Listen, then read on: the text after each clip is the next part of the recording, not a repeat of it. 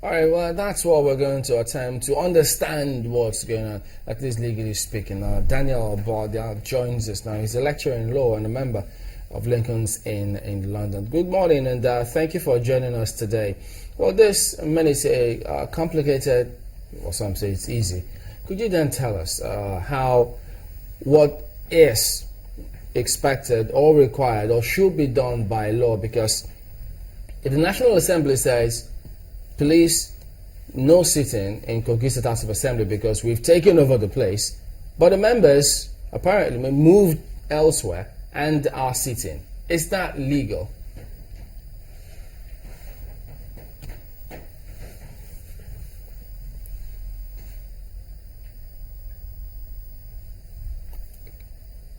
Can you hear me? I'm sorry, Charles. There's a problem with the microphone. I'm hearing another voice. I haven't heard what you just said, but thanks for having me. All right, I hope you hear this one now. Well, the developments in Kogi State House of Assembly, where they say, well, the National Assembly, you can't take over the place because, yes, you're sending police to come in and seal up, but we moved location and we're sitting somewhere else. Is that allowed in law?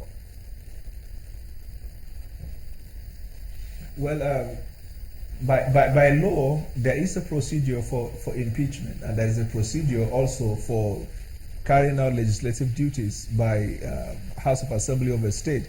The provision of the Constitution is clear, Section 11, subsection 4 and 5, that where there is a problem in any House of Assembly of a state that renders legislative activities impracticable, or the prevailing crisis is such that they will not be able to operate effectively, the National Assembly is empowered by law to take over the management of the legislative affairs of that state.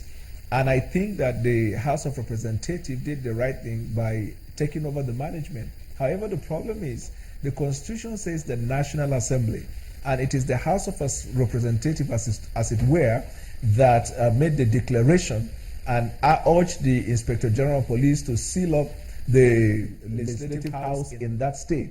What is not clear to me is whether the Senate has also approved, because if the Constitution says the National Assembly, then the implication is that there has to be a resolution of both houses of the National Assembly. Well, Mr. It's Dr. Wala. The Senate has actually concurred. I think it was only recently that we saw the Senate President there putting questions to the members of the Red Chamber as to whether or not they were in agreement with the House of Representatives, and they were in agreement with, I think, all four motions that were moved on the floor of the Senate. So if we have that concurrence, does that make it wholly the National Assembly? Yes, that is lawful and that is constitutional, and it is clear. And to be honest with you, frankly, it is sad the development we find in Kogi State, because the provision of the Constitution is clear. They don't need an angel to come and interpret Section 11 and subsection 4. And then the crisis in that state is also obvious, that even the blind man will know that there is a crisis in that state. What is strange to me is actually the recent development in Kogi State, ranging from how the governor even emerged as a governor when he went into election without a deputy, how he was inaugurated without a deputy, how he appointed a deputy. All of these are not consistent with the provisions of the law. But the matters are sub judice in court, so we cannot talk further on that. And the other strange thing is, how in the world can 5 members of the Legislative House sit and impeach the Speaker without due regard to the provision of Section 188 of the Constitution? If you want to impeach a public officer, an elective officer, the procedure is clear. You first of all have to serve him with impeachment notice. You serve him with impeachment notice. And the notice must state in clear terms the allegation against him. And the Constitution says it has to be gross misconduct. And then you can give whatever expanded interpretation to gross misconduct, because the Constitution says misconduct that is a grave violation of the Constitution, or whatever it is that the House of Assembly deem as gross misconduct. But then that does not take away the fact that the interpretation of gross misconduct by the House of Assembly of a state should be far from what we know to be gross misconduct in the normal sense of the word.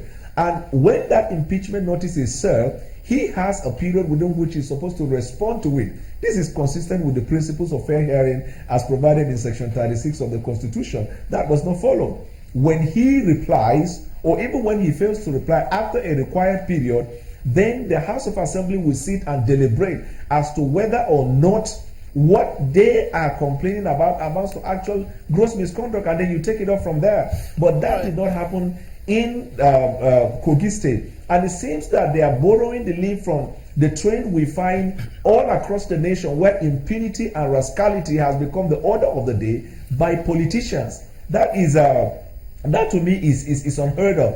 And we have been talking over time that the institution in the country must function. Sometimes things like that happen and everybody looks at the president.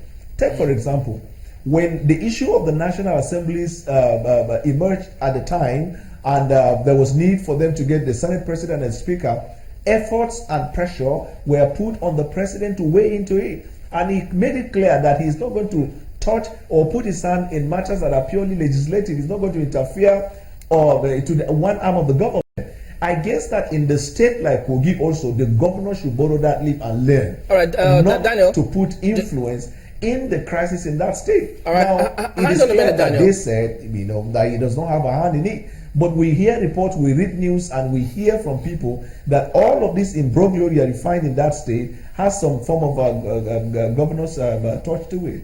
Well, two things. First, the Senate President, even Kogi State House of Assembly, I don't know if I can refer to him as a speaker, or both of them spoke. We'll let you say that in a minute. But then, speaking about them not being able to sit, because I do remember the last time that the National Assembly took over a State House of Assembly, they argued on the floor, both chambers, that they could not sit in that state.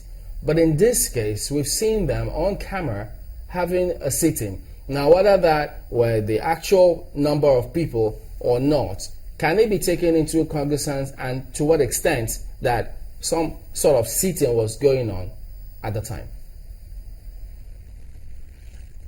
As soon as the National Assembly made that declaration that they have taken over the legislative affairs of the state lawfully, there shouldn't be any sitting by any faction of the legislative house in that state. Any sitting by any of the faction is unconstitutional, is unlawful and criminal. As a matter of fact, it was sad enough that while a faction sits in Kogi, the faction that felt infringed or touched by that kind of infraction came to Abuja and continued to sit. And I think that after the case of late Alamesia, when members of the House of Assembly of that state came to Abuja, sat in a hotel, passed resolution and impeached him, and then the president then gave his own executive power, touch to it. I think that the Supreme Court subsequently clarified that issue. There has to, if there must be a legislative sitting, it has to be in the jurisdiction of that state.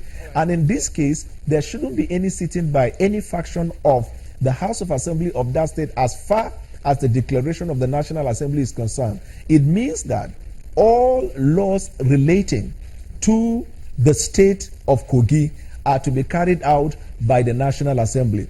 The only exception is that the law does not permit the National Assembly to remove the governor or the deputy governor. But all other legislative affairs are to be done at the national level by the National Assembly.